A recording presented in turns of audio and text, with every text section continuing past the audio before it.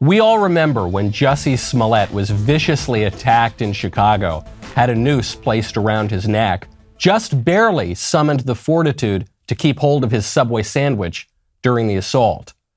Well, 3 years later, Smollett's attacker has finally been brought to justice.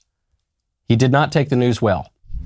You are fined $25,000, which is the maximum fine, and you will spend the first 150 days of your sentence in the Cook County Jail, and that will start today, right here, right now.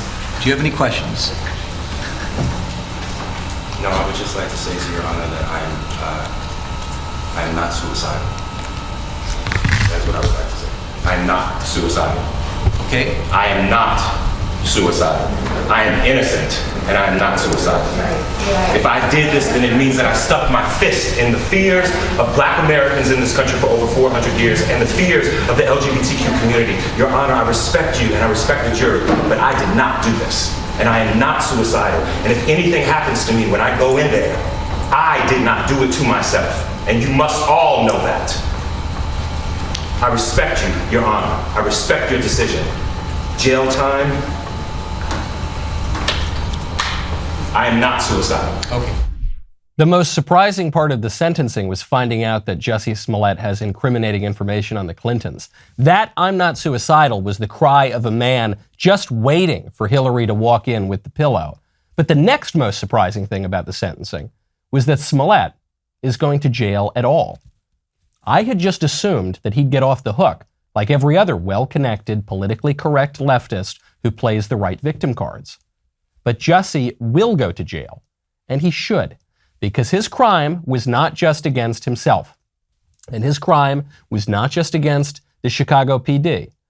It was a crime against half of this country, a crime against MAGA country, which he defamed as a racist lynch mob. He perpetrated a fraud on one half of this country about the other half. It's the same fraud that the liberal establishment perpetrates every day when it calls us deplorable and irredeemable. Jussie Smollett just took it a little bit further and made the mistake of casting Nigerian homosexuals to play anti-gay white supremacists. So he got caught. And despite repeated attempts by the establishment to let him off the hook, now he's paying the price. Good. Justice for Jussie means just a teensy tiny little bitty bit of justice for the rest of us too.